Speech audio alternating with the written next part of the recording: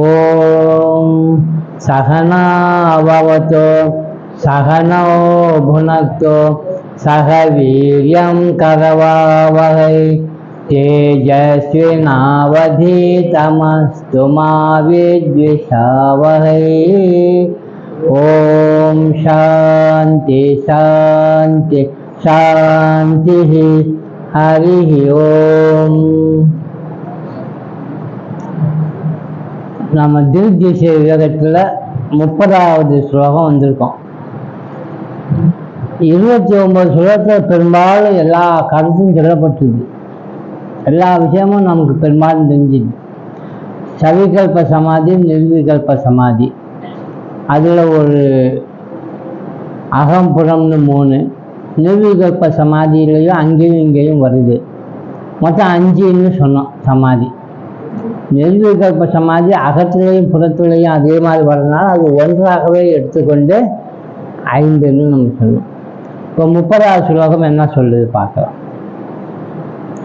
தேகாபிமானே கலிதே விஜ்ஞாதே பரமாத்மனி யத்ர யத்ர மனோ யாதி தத்ர தத்ர சமாதயः. இது ரெகுலராக நமக்கு இயல்பாகவே நடக்கிற விஷயத்தை இப்போ சொல்கிறார்.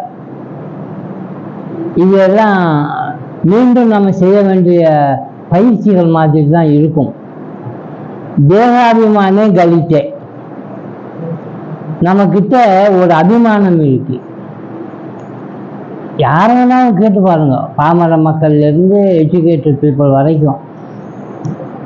ஐயா நீங்கள் யாரு அப்படின்னு கேட்டால் எதை மையமாக வச்சு அவர் பதில் சொல்லுவார்? தேகத்தை மையமாக வைத்து பதில் சொல்கிறாருன்னா அவருடைய அபிமானம் தேகம்தான். தேகம் எங்கே பிறந்தது அதை சொல்லுவார். தேகம் எங்கே வாழ்றது வளர்றது அதை சொல்லுவார்.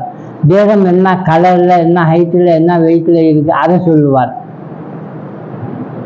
இதான் தேகாபிமானம்.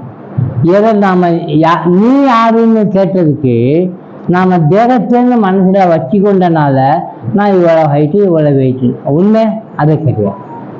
அதனால உடம்பு நான் என்கிற அபிமானம் அகலும் போது, சப்போஸ் இந்த உடம்பு அகன்றுச்சு நான் இல்லைன்னு அப்படின்னா நீங்கள் உங்கள் சொந்த வீடு எது? நீங்கள் அதை சொல்ல மாட்டீங்க. உங்கள்கிட்ட எவ்வளோ சொத்து இருக்குது நீங்கள் சொல்ல மாட்டீங்க. ஏன்னா சொத்து சுகமெல்லாம் எதை மையமாச்சு வந்தது? தேகத்தை மையமாக வச்சு வருமானம் பண்ணி வச்சுருக்கீங்க. அதுக்கு எதுவும் சம்மந்தம் இல்லை. உங்கள் சொந்தக்காரவங்க யார் அப்படின்னு கேட்டால் யாருமே இல்லை, சொந்தமே இல்லை, அம்மா அப்பாவே கிடையாது. அம்மா அப்பா நீ எப்படி வந்தேன்னு கேட்டால் நான் வரவே இல்லை.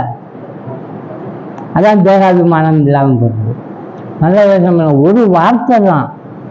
தேகாபிமானம் அகலும் போது அப்படின்னா தேகாபிமானம் எப்படி அகலுது? அப்போ அகன்றால் எது நம்ம இல்லாமல் சொல்லணும்? எதை சொல்லணும்? இருக்கின்ற இருப்பிடம், உங்கள் சொந்த ஊர், ஆமாம், எதுவுமே நமக்கு சொந்தம் கிடையாது. ஏன்னா தேகத்தில் சம்பந்தப்பட்ட அபிமானங்கள் அகன்ற ஒன்று அங்கே யார் இருப்பா? வேற நாம மட்டும்தான் இருப்போம். பிரம்மம்னு தேர்ட் பர்சன் கூட சொல்லக்கூடாது. நான் மட்டும்தான் இருக்கேன். அதுதான் அந்த தேகாபிமானம் அகன்ற உடனே தான் மட்டும் இருக்கோம் என்ற ஒரு அறிவு வருது. அங்கே பரமாத்மனி விஜ்ஞாதே, பரபிரம்மம் நான் என்று தெளிவாக அறியும் போது ஒரு 2 வார்த்தை வந்துச்சு. ஒன்று தேகாபிமானம் அகலுது. அகழ்ந்தாப்ப நான் யாரு? பரபிரம்மம் தான் நான் தான் அந்த பரபிரம்மம் அப்படி என்ற அறிவு வருகின்ற பொழுது இப்போ என்ன நடக்கும்? அப்படி வந்துச்சுன்னா நம்ம வாழத்தான் செய்வோம். எனக்கு திடீர்னு புரிஞ்சு போச்சு, நான் இன்னாரு தேகாபிமானம் இல்லாத ஆள், நான் பரபிரம்மம். ஆனால் வாழ்ந்துட்டுருக்கோம். எங்கே வாழ்ந்துட்டுருக்கோம்? திவிஷயத்தில். யார் வாழ்ந்துட்டுருக்கிறா? திவிக்கு அபிமானத்தோடு ஏதோ ஒரு அபிமானத்தை திவிஷயத்தில் வாழ்ந்துட்டு இருக்கிறா. ஆனால் தெரியாமல் இருந்தது தெரிஞ்சிருச்சுன்னு வைங்க, உங்களுக்கு எப்போ என்ன ஆகும் அதை சொல்றாரு. எத்திர எத்திர மனோ யாத்தி, மனசுன்னு ஒன்று இருக்கத்தாங்க செய்யுது. யாத்தின்னா போறது. எங்க எங்க மனம் போகுதோ, எங்க எங்கன்னா எதுல, திரிசத்துல, விஷயங்கள்ல, எந்த விஷயம் வேணாலும் இருக்கட்டும். நீங்க எத்தனை ஆசாபாசங்கள் கொண்ட விஷயங்கள், சொந்த பந்தம் கொண்ட விஷயங்கள் அத்தனையும் மனம் எங்கெங்க எத்தனை எத்தனை மனோ யாத்தி தத்துவ தத்துவ சமாதேக, அங்கெல்லாம் மனம் தானாகவே பிரம்மத்தில் நிலைத்த சமாதியை அடைகிறது. இது எப்படிங்க முடியும்? எங்கெங்க மனம் போகுதோ அங்க போனா மனசு அங்க போகட்டும். ஆனா என்ன நாம என்ன ஆகுறோம்னா, சமாதி எங்க அடையும்னா பிரம்மத்திலேயே நம்ம இருப்போம். உதாரணம் என்னன்னு சொல்றேன் கேளுங்க. நாம அதை சிந்தனை பண்றதில்ல, அதை சிந்தனை பண்ணணும். தெரிஞ்ச விஷயம், தெரியாத விஷயம், தெரியாத விஷயம்ங்கிறது தெரிஞ்சது தான். நமக்கு கை வந்த ஒரு சின்ன உதாரணத்தையே சொல்லுவோம். என்ன நடக்கிறதுன்னு பாருங்க. திருஷ்யம் ஒண்ணு, திருஷ்யத்துல தப்பு நடக்குது. திருக்கு ஒண்ணு, உண்மையை எடுத்து காட்டுது. ரெண்டும் அறிவு. ஒண்ணு நமக்கு தெரிஞ்சு ஒண்ணு தெரியலைன்னா அது அறிவின்மைக்காரன், அஞ்ஞானத்துல இருக்கான்னு அர்த்தம். ஆனா தெரியுண்டான்னு வையுங்க, ஒரு பொய்யே இது பொய்ன்னு தெரிஞ்சு கொண்டு உண்மையா கண்டுபிடிச்சான்னு வைங்க, அவன் எங்க நிற்பான்? திருக்கு திருஷ்யம் சொல்லல. இப்போ அவங்க சொல்ற மாதிரி ஒரு பொய்ன்னு நினைச்சிட்டு இருந்தோம், உண்மைன்னு நினைச்சிட்டு இருந்தோம். ஏதோ ஒரு காரணத்தினால நம்ம கண்டுபிடிச்சிட்டோம் இது பொய்யே, இதுதான் உண்மை அப்படின்னு கண்டுபிடிச்சிட்டோம். கண்டுபிடிச்சோன்னா உங்களுக்கு இப்ப எந்த அறிவு வந்திருக்கு? இப்ப நமக்கு வந்த அறிவு, எந்த பொருள் இதுவரைக்கும் உண்மைன்னு நினைச்சோமோ அது பொய்யாகவும், அதே பொருள் உண்மையாகவே என்னவா இருக்குதோ அந்த அறிவும் சேர்ந்து வந்திருக்கு. இப்ப நம்ம எதுல நினைச்சு நிற்போம்? எல்லாரும் சொல்லுவீங்க உண்மையாதான் நினைச்சு நிற்போம்னு. ஆனா நிக்கிறோமான்னு தான் தெரியாது. இப்போ அந்த அந்த உதாரணத்தை சொல்லட்டுமா? வா, என்ன ஷார்ப்பு பாருங்க. சூரியனை பற்றிய அறிவு. சூரியன் எங்க இருக்காது, நிலா எங்க இருக்கு, வருது போகுது. சூரியன் இந்தா இங்க இருந்தது, நேற்று இங்க காலையில் இங்க இருந்துச்சு, சாயங்காலம் அங்க போயிடுச்சு. அப்ப சூரியன் வருது போகுது. இது பொய்யான அறிவா உண்மையான அறிவா? பொய்யான அறிவு. ஆனா நம்ம கண்டுபிடிச்சிட்டோம்ல என்னன்னு, இது பொய்ன்னு இப்ப நம்ம சொல்லிட்டோம்ல. இப்போ சூரியனை பற்றி உண்மையான அறிவு நமக்கு தெரிஞ்சிருச்சு. அப்போ ஒவ்வொரு முறையும் இந்த இதுல நம்ம மனசு போறப்போ நம்ம எங்க நினைச்சு நிக்கணும்? உண்மை என்பது எது? ஆனா நாம என்ன எதை பேஸ் பண்ணி பேசுவோம்னா, வர்றது போடுறத வச்சு பேசி எல்லா சமாச்சாரம் பேசுவோம். அதை நமக்கு கொஞ்சம் ஸ்ட்ரைக்காவது ஆகணும். எப்படி? எத்தனை மனோ யாத்தி, எந்த விஷயத்துல போனாலும் அந்த விஷயம் நமக்கு எங்க கொண்டு போய் விடணும்? உண்மையான பொருளை கொண்டு போய் விடணும். அதான் பிரம்மத்தில். எங்க நீங்க போனாலும் அதை நம்ம பிரம்மத்துல கான்டாக்ட் பண்ணணும், ஈஸ்வரனோட அதை ஐக்கியமாக்கணும் நாம. அப்பதான் நாம அந்த பரபிரம்மமா மாற முடியும். இது பரபிரம்மம் சொல்றதோ ஈஸ்வரன் சொல்றதோ இது எல்லாம் என்னன்னா, ஒரு பொருள், அதனுடைய கூட்டு, அப்புறம் அது ஸ்பிரிட். திருஷ்யம் முழுவதும் என்ன? ஸ்கேட்டரானது. ஈஸ்வரன் என்பது எல்லாத்தையும் சேர்த்த ஒரு கூட்டு. இப்ப நாம ஸ்கேட்டரான ஒரு சின்ன பொருள் எங்க முதல்ல போய் ஜாயின் ஆகணும்? பரபிரம்மத்துல இல்லை. எங்க? முதல்ல ஈஸ்வரனை ஜாயின் ஆகணும், அப்புறம் ஈஸ்வரன் பரபிரம்மத்தில் ஜாயின் ஆகணும். அப்படிதான் ஆகும். அதை பார்ப்போம் நாம். உடம்பின் மீதுள்ள அபிமானம் அகலும் போது பரபிரம்மே நான் என்று தெளிவாக அறியப்பட்ட பிறகு மனம் எங்கெல்லாம் செல்லுகிறதோ அங்கெல்லாம் தானாகவே பிரம்மத்தில் நிலைத்த சமாதியை அடைகிறது. நீங்க முயற்சி பண்ண வேண்டியது, அது தானாகவே அடையும். அடையுதா அப்படின்னு சொன்னா நமக்கு நிலைச்ச அந்த பிரம்மத்தில் நிலைச்ச போது நம்ம அடையலை. இப்ப நம்ம என்ன செய்ய வேண்டியிருக்கும்? அதுக்குத்தான் நம்ம தியானம் பண்ண வேண்டியிருக்கும். அங்க சொன்ன அது ஞாபகம் இருக்கா? ஒரு இடத்துல போன சுலோகத்துல நிரந்தரம் நிரந்தரம் தியானம் செய்யணும் அப்படின்னு சொல்ல. அந்த இப்போ இங்க புதிதாக எதையும் நிர்விகல்ப சமாதியில ஒருத்தர் அடைகிறது இல்லை. ஏற்கனவே அதுதான் நம்ம இருக்கோம். எது இருந்ததோ அதுவே எப்போதும் இருக்கும். அதுதான் அந்த பொருள். வாழ்நாள் முழுதும் தியானத்தை தொடர்ந்து செய்ய வேண்டும். எதை பற்றிய தியானம்? நிறைய பேர் நீங்க தியானம் சொல்லி கொடுப்பீங்களா அப்படின்னு கேட்டு வர்றாங்க. அவங்களுக்கு ஒரு விஷயம் புரியல. தியானம் சொல்லி கொடுப்பீங்களான்னா அவ எதை மீன் பண்ணிட்டு வர்றாங்க?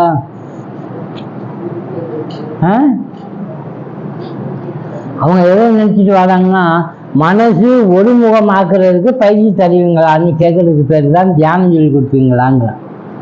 உண்மையிலே இங்க தியானம் அப்படின்னு சொன்னா நம்முடைய உண்மையான பொருள் எதுவோ அது தெரிந்து கொண்ட பின்ன அதுல எந்த நழுவாம இருப்பதற்கு அதை சின்ன பண்ணிட்டே இருக்கும்.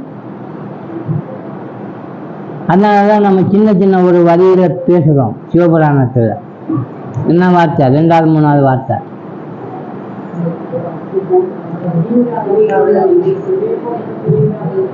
இமைப்பொழுதும் என் நெஞ்சில் நீங்காதான், கொஞ்ச நேரம் கூட நீங்காம அது இருக்கும். ஆனா நம்ம செயல்படாம இருக்க முடியுமா? வேலையும் செஞ்சுட்டே இருக்கணும். ஆனா மனசு எங்க இருக்கும்? இயல்பாகவே அங்க போயிடும். அப்போ யாராவது வீட்டுக்குள்ள ஒருத்தர் வாழாருன்னா அன்னோன் பெர்சன் வாழாருன்னு வைங்க. இப்படி தியானம் பழகிற ஒரு ஆன்மீக சாதகன் என்ன நினைப்பார்? வர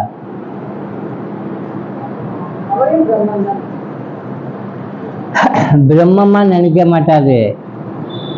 இப்போ தியானம் தான் சொல்றதுல போய் நிக்கணும்னு சொல்றோம்ல, அந்த திருஷ்யம் முழுதும் எங்க இருக்குது?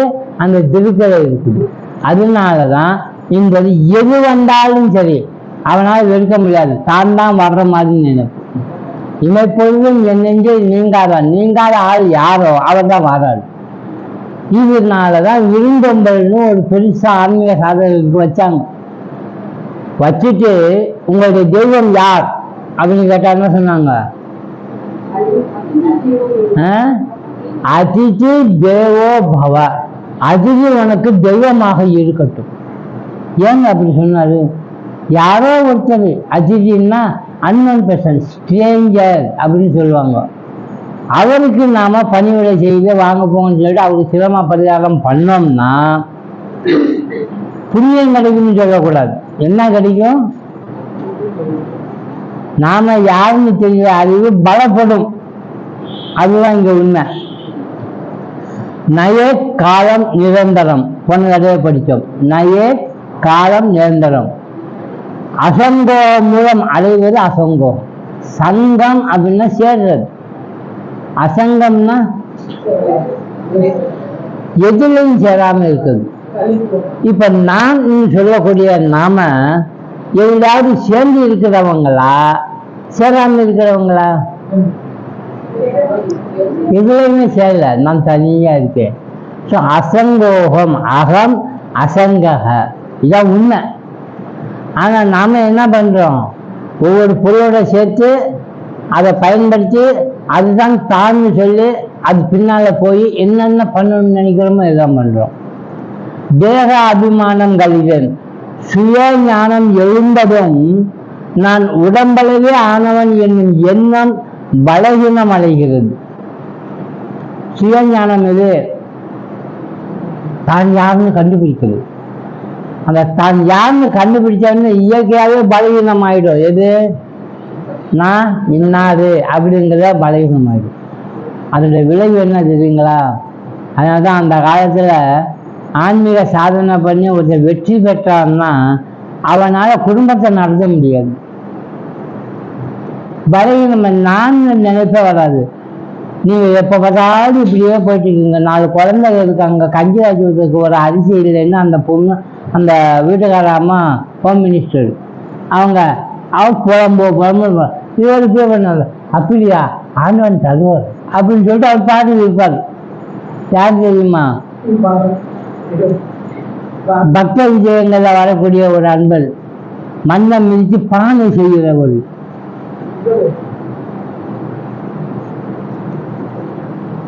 கும்பர், கோர கும்பருங்கிறோம்ல, அவர் மண்ணை மிதித்து பானை செய்து எப்போ பார்த்தாலும் பாண்டுரங்க விட்டல்னு சொல்லிட்டு ஹரி நாராயணான்னு சொல்லிட்டு எல்லாத்துலையும் இருந்தா ஏதாவது நாராயண சொல்லு பாண்டுரங்க சொல்லு, ஏதாவது பணம் காசு அரிசி வாங்கிட்டு வரணும்னு என்ன வராதான்னு இந்த அம்மா பேசுது. ஆனால் அவர் பார்த்துக்குவாருன்னு சொல்லிட்டு ஏன் இது முடிய மாட்டேங்குது அவருக்கு? ஏன்னா அவர் எங்கே இருக்காரு இப்போ? திரிசியத்திலிருந்து விலகிட்டே இருக்கு, அசங்கோகம் ஆகுறாரு. மனைவி இருக்காத நான் என்ன பண்ண முடியும்?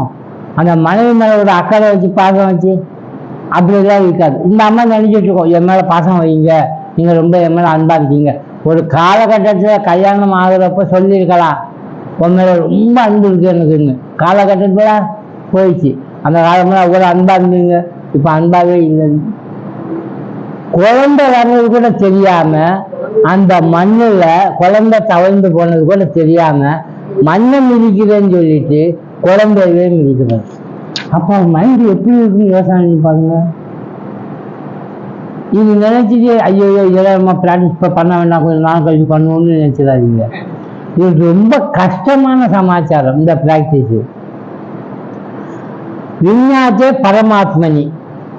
இங்க தேகாபிமானம் கழிவு, தேகாபிமானம் போயிடுச்சுனாலே மனம் இந்த அபிமானத்திலிருந்து பலகீனம் அடைஞ்சு கொஞ்சமா குறைஞ்சிடும். விஞ்ஞான பரமாத்மனி, நாம பரமாத்மனினா பரமாத்மாவில இருக்கிறோம் என்ற அறிவு நமக்கு வந்ததும், நானே பரபிரம்மம் என்னும் ஞானம் பிறக்கிறது. பிறந்ததும் இவருக்கு அப்புறம் வந்து தியானம் செய்யணுமா? செய்யணும். ஏன்னா அது செய்யலைன்னா அதுலேருந்து விலகிடும்.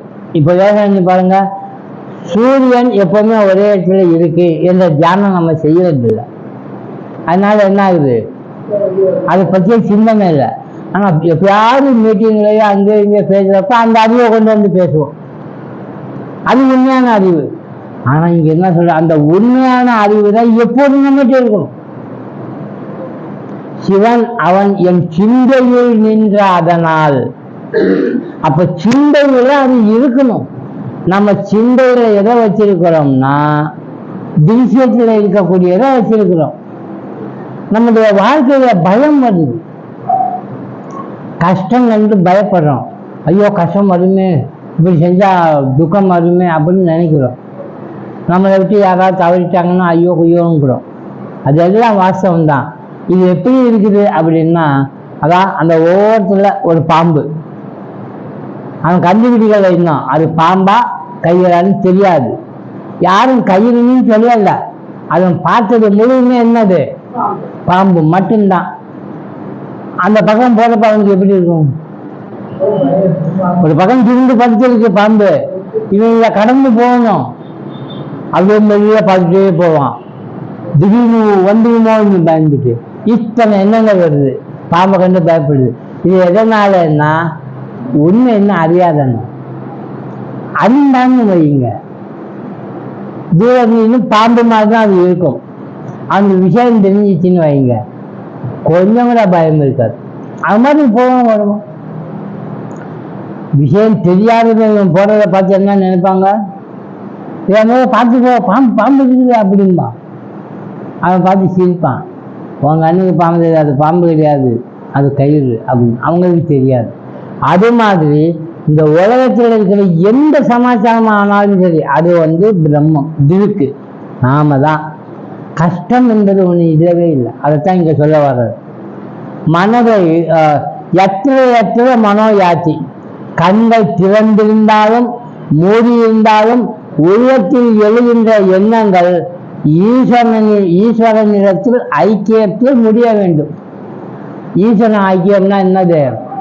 மொத்தமா இருக்கக்கூடிய இந்த திவிஷத்துல மொத்த பகுதி எல்லாமே அங்கிருந்து வந்ததுங்க. இங்கிருந்து எளியத்தால அங்க போய் முடியணும்.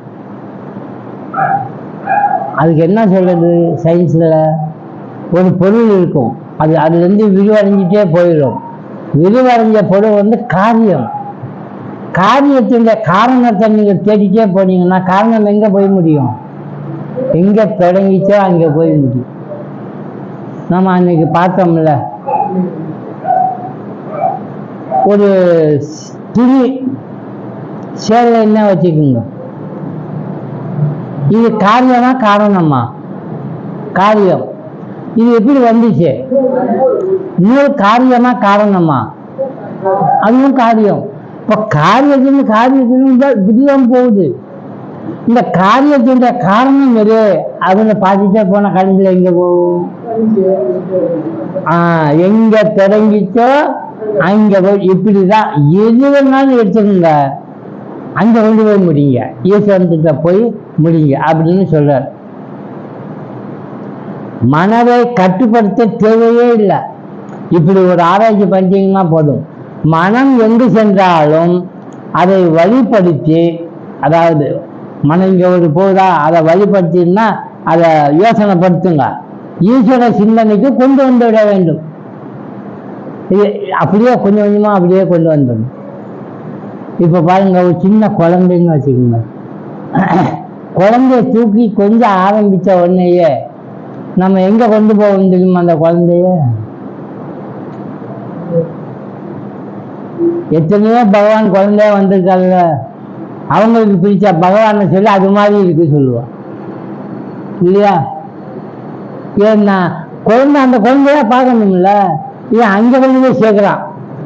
நாளைக்கு கிருஷ்ண ஜெயந்தி, ஒரு குழந்தை தவிழ்ந்து வருதுன்னா இந்த கிருஷ்ணன் தவிழ்ந்து வர்றான்னு மனசு அங்க போகுது. ரிலேட்டடு இது மாதிரி எந்த ஒரு சமாச்சாரமும் ரிலேட் ஆகணும்னு சொல்ல வர்றார். இதைத்தான் என்ன சொல்றாங்க? இப்ப என்ன இவர் சொல்ல வர்றாருன்னா, உண்மையும் பொய்யும் கலந்து இருந்தது, பொய்யிலேயே நம்ம வாழ்ந்து கொண்டு இருந்தோம். இது பொய் என்று தெரிந்து உண்மையை கண்டுபிடிச்சிட்டோம். பொய் அகன்று விட வேண்டும், உண்மையிலே நிலைநிறுத்தணும். நிலை நின்னா அவன் கெட்டிக்காரன், நிலை நிக்கலைன்னா விஷயம் தெரிஞ்சிருந்து நிக்கலைங்கிறதுனால அதை என்ன செய்யணும்? பயிற்சி செய்யணும். இதான் 30வது ஸ்லோகம். 31வது ஸ்லோகம். திவ்யத்தே ஹிருதய கிரந்தே சித்தியந்தே சர்வ சம்சயாக க்ஷீயந்தே ச அஸ்ய கர்மாணி தஸ்மின் திருஷ்டே பராவரே. இந்த ஸ்லோகம் அருமையான ஸ்லோகம். இந்த ஸ்லோகம் இந்த திருப்தி விவேகத்துல வந்திருக்கு, அப்படியே கொஞ்சம் கூட மாறாம. எங்க தெரியுமா இது இருக்கு? முண்டக உபனிஷத்துல இருக்கு. முண்டக உபனிஷத்துல இருக்கு. திவே வித்யே வேதித்தவ்யே, 2 வித்யை இருக்கு, தெரிஞ்சுக்கோ. ஒண்ணு பரம், இன்னொன்னு அபரம். அபரம் என்பது ஈஸ்வரன்கிட்ட இருந்து, ஆகாசத்திலிருந்து, இந்த சிருஷ்டி இருக்குல்ல, அதுல இருந்து வேதங்கள் முறை கொண்டு எல்லாமே என்னது? அபரம். அபரம்னா என்ன அர்த்தம்? ஆமா, அபரம்னா இன்னும் சொல்ல போனோம்னா அதெல்லாம் இல்லாதது, அதெல்லாம் உண்மையில பொய்யானது, உற்பத்தி செய்யப்பட்ட பொருள். உதாரணமா கயிறு பரம், அதுல தெரிவது அபரம், பாம்பு. இப்ப நான் யாருன்னு கேட்டா நம்ம என்னவா இருந்தோம்? ஆன்மாவா இருந்தோம். இப்ப நாம என்னவா நினைச்சிட்டு இருக்கிறோம்? தேகாபிமானத்துல இருக்கோம். இல்ல எது படம் எது அபரம்? தேகாதி அபிமானம் எல்லாம் அபரம். அதுக்கு அப்பாற்பட்டு இருக்கக்கூடிய நான்ங்கிறது தான் பரம். இன்னும் சொல்லப்போனா பகவத்கீதையில் என்ன சொல்றாரு, வேதம் படிக்கிறோம்னு சொல்றான். வேதம் முதற்கொண்டே என்ன சொல்றாரு, இது எல்லாமே முகுணமயமானது, இதெல்லாம் விட்டுட்டுன்றார். அதான் படிக்கிறது கொள்றது இல்லை, அது தேவையில்லாத ஒன்று. அது சிருஷ்டிக்கப்பட்ட பொருள், அது கடந்து நாம வரணும், அசங்கோகம் ஆகணும்ன்றார். அதைத்தான் இங்க சொல்ல வருது. 2 விஷயம், பதம் ஒண்ணு அபரம் ஒண்ணு. இதுக்கு முண்டகோபனிஷத்துல சொல்றாரு, ஒரு சிஷ்யன் கேட்கிறாரு, எதை படிச்சா இந்த உலகத்துல எல்லா அறிவும் பெற முடியும் அப்படின்னு கேட்கணும். கேள்வி என்ன, அந்த படிப்பு எந்த காலேஜிலையாவது இருக்கான்னு பாருங்க, அதுக்கு அப்ளை பண்ணி போய் சேர்ந்தாங்க. அவர் சொல்றார், கஸ்மின் பகவோ விஜ்ஞாத்தே சர்வம் இதம் விஞ்ஞாதம் பவதி. ஏ பகவான் குருவே, இந்த உலகத்துல கஸ்மின் எதை விஞ்ஞாத்தை அறிந்து கொண்டால் சர்வம் இதம் விஞ்ஞாதம் பவதி. அது கொஞ்சம் இது கொஞ்சம், இது தெரியாது, இது மட்டும் தெரியும்னா இல்லாம எல்லா விஷயமும் எனக்கு தெரிஞ்ச மாதிரி ஆகணும். பார்த்தீங்களா, இவர் எம்ஏ படிக்க விரும்பலை, எம்காம் படிக்க விரும்பலை, எம்ஃபில் படிக்க விரும்பலை, பட்டதாரி ஆகிறதுக்கு விரும்பலை, எம்பிபிஎஸ் படித்தா அது மட்டும்தான் ஆகும். நான் எம்பிபிஎஸ்ஸாகவும் இருக்கணும், பிஆவும் இருக்கணும், எல்லாமே இருக்கணும், மொத்தமாக எல்லா விஷயமும் படிக்கணும் அப்படின்னு ஆசை. இப்போ எதை படித்தா எப்படி ஆக முடியும்? அதுக்கு தான் இதை சொன்னார், நீ அதை தெரிந்து கொண்டால் நீ கேட்கிறப்ப அந்த சந்தேகங்கள்லாம் போயிடும், இதயத்தில் இருக்கக்கூடிய முடிச்சுகள் எல்லாம் அழிந்துவிடும். உன்கிட்ட இருக்கக்கூடிய 3 கர்மங்கள் இருக்கு, சேர்த்து வச்சிருக்கிறது ஒன்று, அடிக்கடி கொண்டு வர்றதுன்னு ஒன்று, மீண்டும் சேர்த்து கொண்டே போடுறதுன்னு ஒன்று. இந்த கர்மங்கள் எல்லாமே என்ன ஆயிடும், அப்படியே உடஞ்சி போயிடும், முடிஞ்சு போச்சு. எதை அறிந்து கொண்டால், அது சொல்றாரு, ஒண்ணு மட்டும் அறிந்து கொண்டால் இல்ல, தஸ்மின் திருஷ்டே பர அவரை, உலகத்தை பத்தியும் தெரிஞ்சுக்கணும், உண்மையை பத்தியும் தெரிஞ்சுக்கணும். நாம நினைக்கிறோம் கயிறு பாம்பு 2 இருக்குது, நம்ம எதை தெரிஞ்சு கொண்டா பயம் இல்லாம இருக்கலாம்? பாம்பை பத்தி 2ம் தெரிஞ்சுக்கணும், கைத்தை பத்தியும் தெரிஞ்சுக்கணும். அதுதான் பக அவரை, அதை 2 சொல்றாரு. ஜெகத்தையும், ஜெகத்துன்னா அவரை, அது ஃபுல்லா ஜெகத்துக்கு காரணமாகிய பிரம்மத்தையும் தெளிவாக அறிந்து கொள்ளும் போது, அப்படி அறிந்து கொண்ட அந்த ஞானியினது இதயத்தின் முடிச்சுக்களாகிய ஆசைகள் அனைத்தும் நாசமாகின்றன. அப்புறம் என்ன, எல்லா ஆசைகளும், எல்லா அஞ்ஞானமும், எல்லா வினைகளும் என்னாச்சு, போயிடுச்சு. இப்படி ஆகணும்னா நம்ம சும்மா உட்காந்துருந்தா ஆகுமா? பகவான் நம்மளை இப்படி ஆக்கணும்னு ப்ரே பண்றீங்கன்னு வைங்க, சாமி நான் இப்படிலாம் அடையணும் சாமி அப்படின்னு ப்ரே பண்ணா அவங்க என்ன பண்ணுவாங்க, அப்படியா சரி அது அடையவா, அது மாதிரி நான் செய்யவா, அடைய வைக்கவான்னு கேட்டா நீங்க ஒத்துக்குவீங்களா வேணாமா? அப்போ அவங்க என்ன செய்யறாங்களோ அதை நீங்க ஏற்றுக்கணும். துன்பப்புடத்திலிட்டு தூயவனாக்கி வைத்தாய், தொடர்ந்த முன் மாயை நீக்கி பிறந்த பயனை தந்தாய், அன்பை புகட்டி உந்தன் ஆடலை காண செய்தாய். அன்பை புகட்டி உந்தன் ஆடலை காண செய்தார்னா சிருஷ்டி சமாச்சாரம் சொல்லிட்டு நாம செய்தோம் என்ற சிந்தனை இல்லாம இருக்கணும்னா அது கடைசியில சொல்ல வர்ற வார்த்தை அடைக்கலம் நீயே அம்மா. அடைக்கலமா விட்டுணும், நீ என்ன பண்றியோ பண்ணு. அதனால்தான் துன்பப்புடத்தில் விட்டு தூயவனாக்கி வைத்த. துன்பப்புடம்னா என்னது? நகை நட்டு பண்றான் பாருங்க, அந்த தங்கத்தை புடமாக்கலாம், புடம் போட்டு செய்வான்னு சொல்லுவாங்க. காட்சி காட்சி காட்சி இப்படி பண்றது அப்படி பண்றது வளைக்கிறது. இருந்தா அப்படியே வச்சு அடிச்சு அது பழுத்த பிறகு பக்கத்துல வச்சு அடின்னு அடிச்சோம்னா அது வளைஞ்சிக்கும். எந்த மாதிரி வளையணும், எத்தனை அடி வாங்குது பாருங்க. இத்தனை அடியும் நம்ம வாங்கணும். வாங்காம அப்படி எல்லாம் செய்ய அப்படின்னா முடியாது. அதனாலதான் சொல்றாரு, ஊனினை உருக்கி உள்ளொளி பெருக்கி உழைப்பிலா ஆனந்தமாய தேனினை சொரிந்து. அப்ப ஊனினை உருக்கிங்கிறாரு.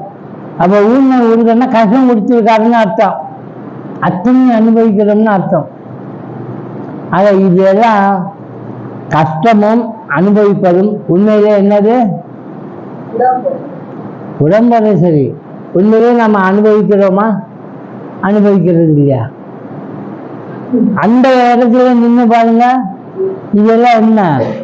அவ்வளவுதான், ஒண்ணுமில்லாத சமாச்சாரம். அதான் இங்க சொல்றாரு, அனைத்தும் நாசமாகின்றன, சகல சந்தேகங்களும் அகழுகின்றன. இப்ப நமக்கு எவ்வளவு சந்தேகம் வருது, எப்படிலாம் சந்தேகமும் அழிஞ்சு போகும்? அவனை பார்த்தாச்சுன்னா முடிஞ்சிச்சு, எல்லா சந்தேகம் போயிடும். திரும்ப என்ன, பார்க்கறதுனாலதான் சந்தேகமா வருது. அப்படி இருக்குமோ இப்படி இருக்குமோ அப்படின்னு சொல்லிட்டு இருக்கோம். பார்த்த பிறகு என்ன ஆவான்? ஆமா, நினைக்கிறத அமைதியாயிடுவான். பார்த்தாச்சுல்ல, விஷயம் தெரிஞ்சிச்சுல்ல. தெரியாதவங்க தான் என்ன சொல்லுவாங்க, அறகுறையா பார்த்தவங்க இது இப்படி இருக்கும் அது அப்படி இருக்கும்னு நினைச்சிட்டு இருப்பான். அது ராமகிருஷ்ணன் ஒரு கதை சொல்லுவார் அழகா. உண்மையை பார்த்தத இது எல்லாமாகவும் அவன் இருப்பான்னு தெரிஞ்சுக்குவான். உலகம் முழுதும் இந்த மாதிரியா இருக்கிறது கூட யாரு? அவர் தான். இப்படியும் இருப்பான், அப்படி இல்லாமையும் இருப்பான். கொஞ்சம் போய் அந்த மரத்துல ஒரு பூச்சி பார்த்தேன், சிகப்பா இருந்துச்சு அப்படின்னா. இன்னொருத்தன் சொன்னா, எப்ப பார்த்தேன்னா? இந்த கொஞ்ச நேரத்துக்கு முன்னாடி தான் பார்த்தேன்னா. ஓயா, தப்பா சொல்லாத, நான் தான் போய் பார்த்தேன், அது பிரவுன் கலர்ல இருந்துச்சு அப்படிங்கிறான். சிகப்பா இருந்துச்சுன்னு நீ பிரவுன் சொல்றேன்னா. இன்னொருத்தன் சொன்ன, என்ன வாதாடிட்டு இருக்கீங்கன்னா, இந்த பூச்சியை பத்தி பேசிட்டு இருக்கோம், அது மஞ்சள் தான், நீங்க 2 பேரும் தப்பா சொல்றீங்க அப்படின்னா. அது மஞ்சளா இருக்கும்னா. ஒருத்தன் பழுப்பு நிறம்னு சொன்னான். உண்மைதான், அந்த பூச்சி எந்த நிறம் தான் இருந்திருக்கும்? எல்லா நிறமாவும் இருந்திருக்கும். எல்லா நிறமாவும் இருக்கிறத பார்த்த ஒரு ஆள் இருந்தான். அவர் வந்து சொன்னான், அந்த பூச்சியை பத்தி தானே பேசுறீங்க, நீ சொல்றது உண்மைதான், நீ சொல்றது உண்மைதான், அது எப்படிங்கன்னா? ஆமா, அது ஒரு நேரத்துல பழுப்பு நிறமா மாறும், ஒரு நேரத்துல பச்சையா இருக்கும், ஒரு நேரத்துல சிகப்பா மாறும். அதுக்கு பேர் என்ன? ஆமா, எவ்வளவு அருமையா சொல்லிட்டார். இத்தனையும் அவர் பார்த்துருக்காரு. அவருக்கு இந்த சந்தேகம் வரல, என்னமா இருக்கும் என்னவா இருக்கும்ன்ற சந்தேகம்லாம் வருது. ஏன்? உண்மை பார்த்துட்டாரு. அதனாலதான் பரத்தை பார்த்து விட்டால், பரத்தையும் அபரத்தையும் பார்த்து விட்டால் உனக்கு சந்தேகங்கள்லாம் வராது. இப்ப யோசனை பண்ணுங்க, யாராவது ஒருத்தர் ஆன்மீக அன்பர்கள் நல்ல நெருங்கி பழகிறவங்களாகவும் கூட இருக்கலாம். சாமி, எனக்கு கொஞ்சம் அனுபவம் வந்துருக்கு, நான் ஆண்டவனை பார்த்துருக்கேன் அப்படின்னு சொல்லிட்டு வருவான். நான் தியானம் பண்ணுறப்போ எனக்கு பிள்ளை ஆச்சு, அப்படிலாம் ஆச்சுன்னு. அப்படியா, ரொம்ப சந்தோஷம். உண்மையே அவன் ஆண்டவனை பார்த்தவனா இருந்தா நமக்கு எது டெஸ்டிமனின்னா என்னது? எவிடன்ஸு. ராமகிருஷ்ண பரமஹம்சர் ஆண்டவனை பார்த்தேன்னு சொன்னார். நீங்க அவர்கிட்ட போய் எந்த கேள்வி வேணாலும் கேளுங்க. இது தெரியல, நான் கேட்டு சொல்றேன், எனக்கு புரியல அப்படி சொல்ல மாட்டேன். எந்த கேள்வி கேட்டாலும் அவர் பதில் சொல்ல தயார். குருவா இந்த தோற்றாப்புரிய சந்தேகம் வந்து இப்படி இருக்குமா அப்படி இருக்காதா அப்படின்னு கேட்டதுக்கு இருக்கும் அப்படின்னு. இன்னொருத்த அங்க கோயில வச்சிருந்த ஒரு ஓனர் அவர் சொன்னாரு, அதெல்லாம் ஆண்டவன் செய்வாரு, எல்லாம் வளமை இருக்கிறதா சொல்றீங்க, அதெல்லாம் சாத்தியம்லாம் கிடையாது. இந்த செடியில, செம்பருத்தி செடியில சிகப்பு தான் மலருது, அந்த ஆண்டவன் இதே செடியில ஒரு மஞ்சள் பூக்க வைப்பாரா அப்படின்னு கேட்டார். ராமகிருஷ்ணர் தலையாட்டினார். அம்மா நினைச்சா எது வேணாலும் செய்யும், அதெல்லாம் சும்மா அப்படின்னு போயிட்டார். 3 நாள் கழிச்சு அதே செடியில ஒரு மொட்டு வளர்ந்துருக்கு, மஞ்சள் கலர்ல வந்துச்சு. பார்த்தோன்னே அவருக்கு ஒரே ஆனந்தம். ஒன்னே அங்க போய் கூப்பிடாத வர, இங்க வந்து நீ என்னமோ கேட்ட, இங்க பா ஒரே செடி இல்லை, எவ்வளவு சிறப்பு வந்துச்சு, மஞ்சள் வந்துச்சு அப்படின்னு. அவர் பார்த்தாரு, என்ன சொல்லியிருப்பாரு, ஏதாவது மஞ்சள் கொண்டு வந்து ஒட்டியிருப்பாருன்னு நினைச்சிருப்பாரா? பார்த்துட்டு என்ன சொன்னாரு, காலில் விழுந்தார். ஐயனே, இது ஆண்டவன் செய்தாரோ இல்லையோ தெரியல, இதெல்லாம் உங்க வேலை அப்படின்னார். நீங்க தான் எனக்காக இப்படி செய்ய வச்சிருக்கீங்க. அப்படி இல்லை, இப்ப கூட பாருங்க, இயற்கையா நடக்கிறத செயற்கையா பண்றாங்கல்ல, அதுக்கு என்ன பேரு? எது வேணாலும் பண்ண முடியுது, வரும். அதை சேர்த்துட்டோம்னா அது வரும். ஆனா அது செய்யாமலேயே வரும், பகவான் நினைச்சார். அதைத்தான் இங்க சொல்றார். சந்தேகங்கள் எல்லாம் ஒழிஞ்சிடும். யாராவது இப்படி நான் பார்த்தேன்னு சொன்னா அவனுக்கு என்ன இருக்கக்கூடாது? சந்தேகம் இருக்கக்கூடாது, 1. 2, அவன்கிட்ட ஆசைகள் இருக்கக்கூடாது. அது இனிமே நான் அப்படி செய்ய போறேன், நான் இப்படி செய்ய போறேன், எதுவும் ஒரு நுண்ணி கூட இருக்கக்கூடாது. மேலும் எல்லா கர்ம பலன்களும் முடிவடைகின்றன. பலன் முடிவடைஞ்சிச்சுன்னு வைங்க, அது அனுபவிக்கிறதுக்கு எதுவுமே இல்லை. அதனால அவனுக்கு வினைகள் செய்யணும்னே கிடையாது. பலம் என்பது காரணம், அவரம் என்பது காரியம். பராவரம் அப்படின்னா காரண காரியம், பரம் என்பது ஆதி காரணம், முதல் காரணம், அதான் பரம். அதை தெரிஞ்சு வந்தோம்னா போதும். திருஷ்டே சதி அப்படின்னா அறிய வேண்டும். பீஜத்தை இருக்க வைக்கிறே, இதே முடிச்சு அவளுக்கு என்னென்ன தெரியுமா? இதே முடிச்சுங்கிறது 1 அவித்யா, அதான் நம்மகிட்ட இருக்கு. அவித்யானா என்னது? அஞ்ஞானம். 2 ஆசை, காமம்னு போட்டுக்க, ஆசை. 3 கர்மம். பகவத்கீதையில ஒரு மனுஷன் கர்மம் எப்படி செய்யறான், ஏன் செய்யறான்னு கேட்கிறார். நான் ஒன்றும் செய்யாம விட்டு நான் வேலை செய்ய மாட்டேன் அப்படின்னு சொல்ல முடியுதா? அப்ப நம்ம கர்மத்துல இழுத்துட்டு போறது எது? ஆசை. நானும் ஒண்ணு நாமளா செய்யல, செய்யப்படுறோம். ஆக்டிவ் வாய்ஸ் அல்ல, பாசிவ் வாய்ஸா இருக்கும் வேலை. எந்த வேலையும் சரி வலுக்கட்டாம செஞ்சே ஆகணும். அதுக்கு ஒரு பேர் கொடுத்துருவோம். என்ன பேரு?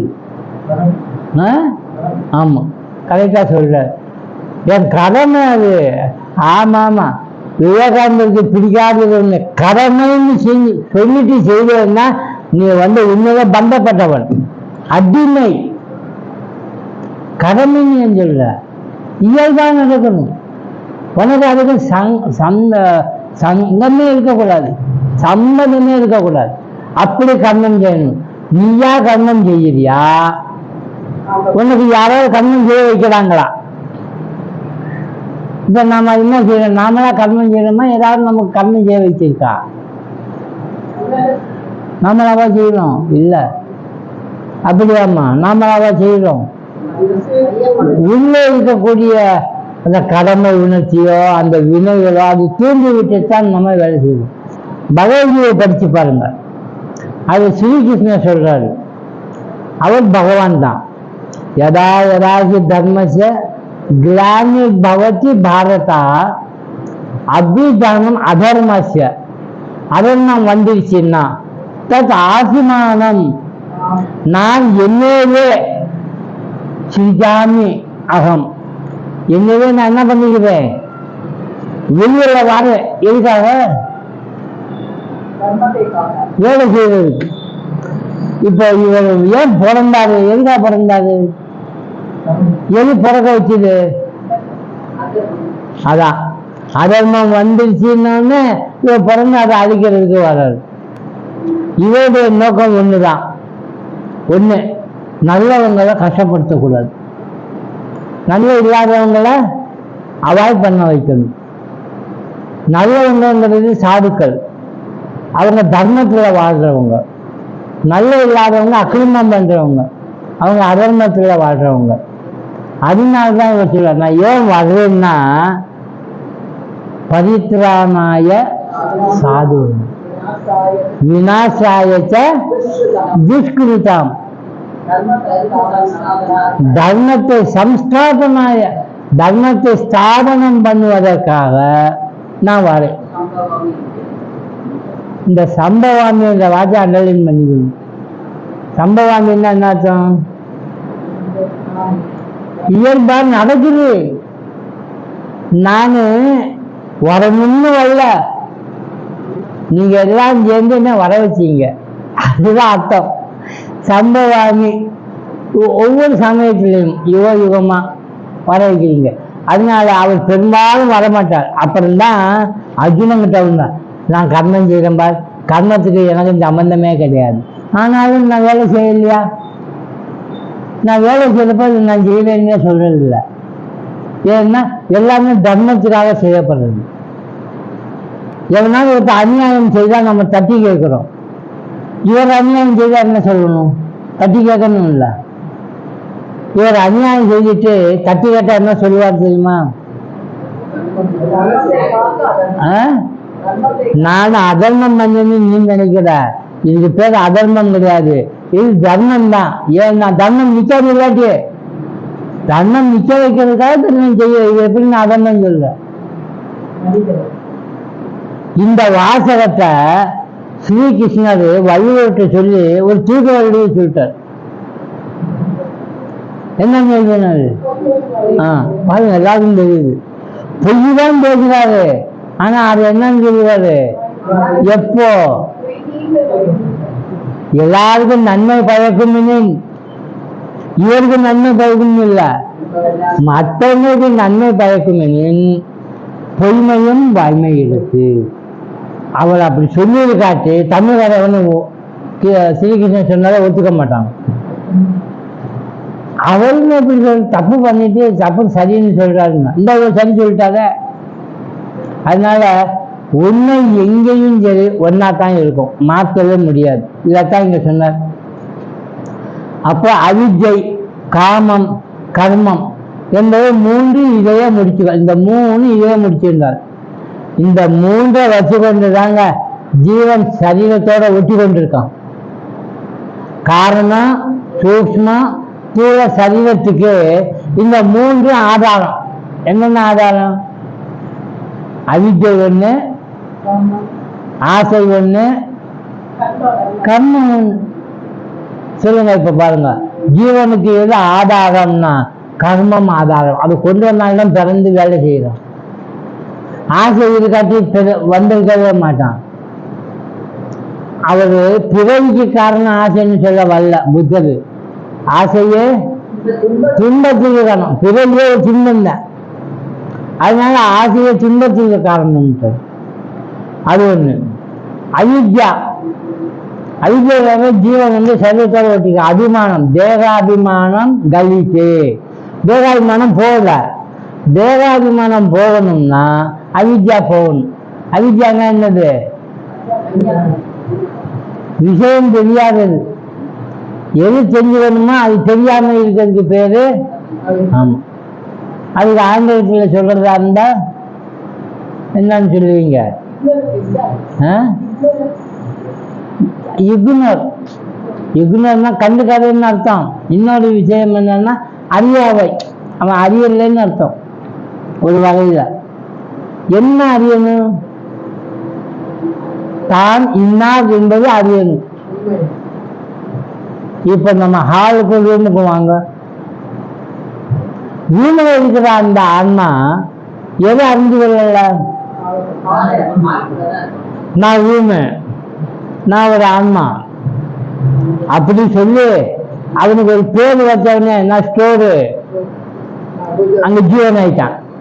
அப்ப எல்லா பொருளும் வரும் போகும், மறுபடியும் கொண்டு வந்து போடு அப்படின்பா. இங்க பிரம்மத்துக்கிட்ட இருக்கிறத விட்டுட்டு ஸ்டோரி ஐக்கியமாகி அதோட சேர்ந்து என்ன செய்ய போற?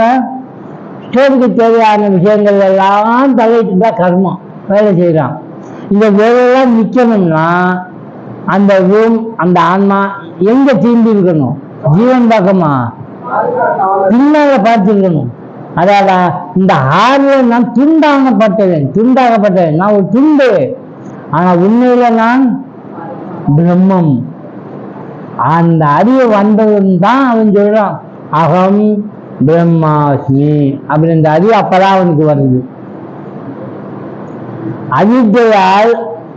அவித்தையினால் காமம் உண்டாகிறது. இந்த அறியாமையினாலதான் ஆசை வருது, எனக்கு அது வேணும் இது வேணும். காமம் கர்மத்தை தூண்டுது, ஆசைதான் நமக்கு வேலை செய்ய வைக்குது. அவித்தையால் ஜீவன் என்ன ஆகிறான்னா ஈஸ்வரங்கிட்ட துண்டிக்கப்பட்டு உலகத்துல ஒரு சிறு உயிரா இருக்கான். அதான் அது விசிஷ்டாத்வைதத்துல ராமானுஜாச்சாரியார் சொல்லுவாரு, விசிஷ்ட அத்வைதம்.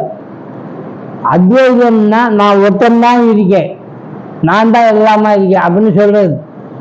நான் ராமானுஜாச்சாரியார் வித்தியாசமா சொன்ன, ஒரு படி இறங்கி ஈஸ்வரன் தான் சாதி, அதுல நாம யாருன்னா அவற்றை இருக்கிற ஒரு அங்கம்.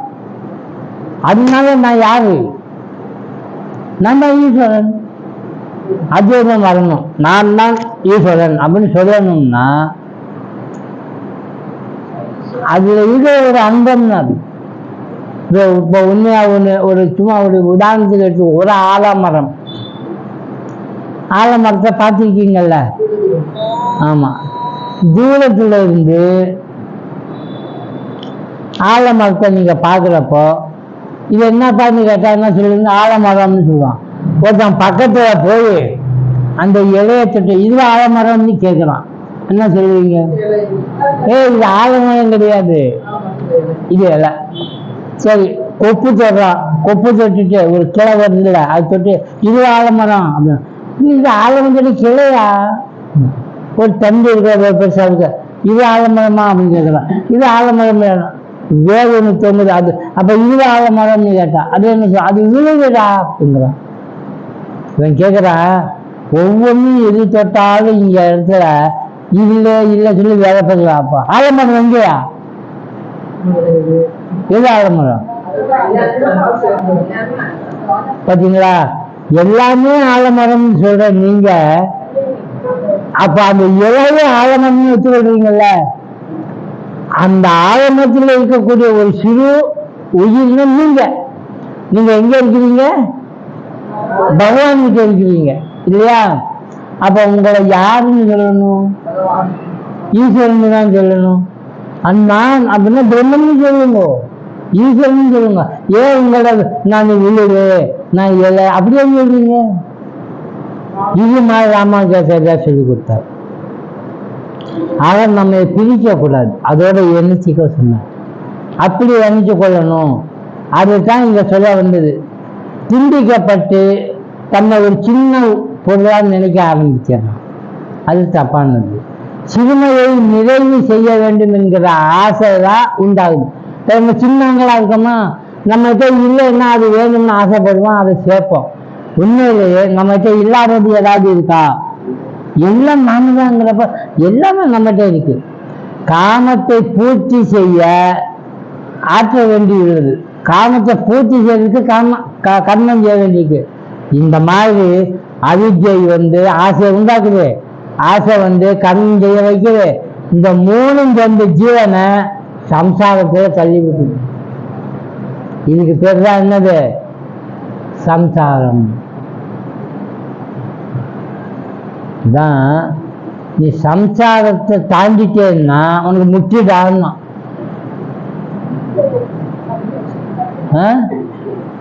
வீட்டுக்கு போய் அந்த அம்மா படுத்திருக்கு, அந்த பக்கம் தாண்டான் இந்த பக்கம் தாண்டான், என்னங்க பண்றீங்க? நான் முத்தி அடைய போறேன்னா யாரும் எப்படி சேர்ந்து சம்சாரத்தை தாண்டினா முற்றினாரு.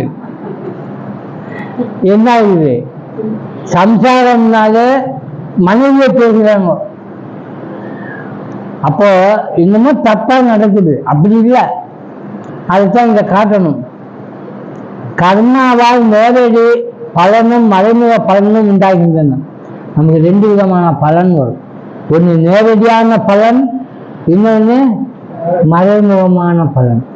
நேரடியான பலன் சுயநலத்திலிருந்து வரும், மறைமுகமான பலன் இருந்து வரும். நீங்க எதையும் எதிர்பார்க்காம செய்யக்கூடிய கர்மத்திலிருந்து வரும். யாராவது இங்க இருந்து இப்ப வெளிநாடு போறீங்க, 100 ரூபா நோட்டு கொண்டு போவீங்களா, 500 ரூபா நோட்டு கொண்டு போவீங்களா? என்ன வேலை என்னமோ சொல்றாங்க இவங்க.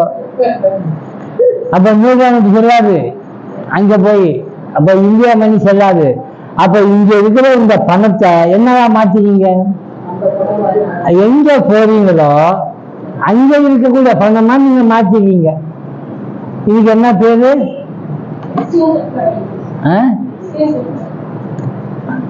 இல்ல ஒரு பேர் இருக்குமே, அந்நிய செலவாணி. இப்ப நீங்க சொத்து நிறைய சேர்த்து வச்சுட்டீங்க. நீங்க என்ன பண்ணீங்கன்னா, நீங்களா சாப்பிட்டுட்டே இருந்தீங்கன்னா நீங்க இங்கதான் இருக்கீங்க. நீங்க வெளிநாடு போகணும், உங்க சொத்தை கொண்டு போகணும். எப்படி கொண்டு போறது வெளிநாடு? வெளிநாடுன்றது எது தெரியுமா? அந்த வெளிநாட்டு போறப்ப உங்க சொத்து அங்க போகணும். அங்க சொத்துக்கு எதுவுமே வராது, வீடு வராது, மனைவி வராது, மக்கள் வராது, சொத்து வராது. சொத்து சேர்த்து வச்சு என்ன பண்ணி அதெல்லாம் வருமா அப்படியே கேட்கலாம். வரும். எல்லா சொத்தையும் நீங்க போற இடத்துல கொண்டு போக முடியும். நீங்க செய்ய வேண்டியது ஒண்ணே ஒண்ணு. என்னவா செய்யணும்? அந்த சொத்தெல்லாம் என்ன பண்ணணும்? அந்நிய செலாவணியா மாத்துங்க. அது எப்படிங்க மாத்துறதுன்னா, கண்ணுக்கு தெரியாத பலன் இதுதான். இப்போ ஒரு விஷயம் சொல்றேங்க. ஒரு அம்மா ஹார்ட் அட்டாக் வந்து காலமாயிட்டாங்கன்னு சொல்றாங்க. ஆனா என்ன காரியம் பண்ணியிருக்காங்க தெரியுமா? ஒரு கல்யாண மகால் மண்டபத்தை கட்டி அத அவங்களுக்கே கொடுத்து நீங்க இதை உபயோகிச்சுக்கீங்கன்னு பொது நலத்துக்கு விட்டாங்க. தனக்கு அல்ல, கட்டினது போதும் சுயநலத்துக்கு அல்ல, தான் வாழ்றதுக்கும் அல்ல. யாருக்கு கொடுத்தாங்க? யாரும் பயன்படுத்திக்கங்க, இது நாம் பொது தான தர்மம் பண்ணியாச்சு. எவ்வளவு செலவு பண்ணியிருந்தாங்களோ அந்த செலவுக்கு தகுந்த மாதிரி இது அந்நிய செலவுனா மாற்றப்பட்டு அங்க போய், அதுதான் உண்மை. இப்படி அவன் கணக்கு எழுதுறப்போ எவ்வளவு அந்நிய செலவானியா மாற்றிருக்கானா அந்த காலம் வரைக்கும் அங்க இதுன்னு சொல்லுவான். செலவு பண்ணிக்கோ. அதனாலதான் சொத்து இருக்கின்ற பொழுது பகவான் என்ன செய்யறாரு? டிஸ்ட்ரிபியூட் பண்றதுக்கு சரியான இவன் தான். இவன் தனக்குன்னு எதுவும் வச்சுக்க மாட்டான். கிடைச்சா பாவம், ஐயோ பாவம்னு எல்லாரும் கொடுத்து ஹெல்ப் பண்றான் அப்படின்னா பகவான் என்ன பண்ண ஆரம்பிப்பாரு? இவரை மீடியேட்டரா வச்சிருவார். இந்தா அப்படின்னு வந்தவெல்லாம் வரவுன்னு சொல்லி பூட்டி வைக்கிறான்னு வைங்க, அவங்ககிட்ட பகவான் சேர்க்க மாட்டார். ஒரு நாள் நிறைய அப்படியே தெரியாம வச்சிருந்தாங்க, திடீர்னு ஒரு நாள் என்ன ஆகும்? காணாம போயிடும். அந்த அம்மா சொல்றா, ஈயார் வீட்டை தீயார் கொள்வன். ஈயார் வீட்டை, ஈயார்னா யாரு? யாருக்கு எதுவும் கொடுக்காதவங்க.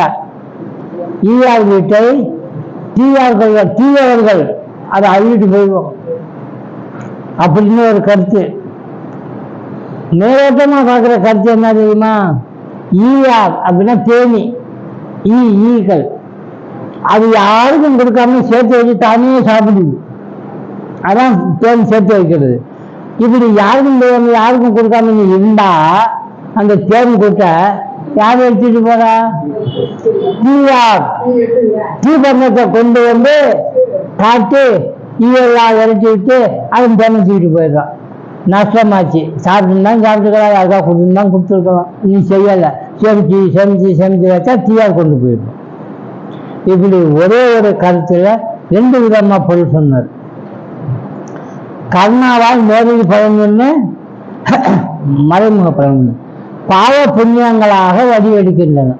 ஒன்று பாவமா, ஒன்று புண்ணியமா.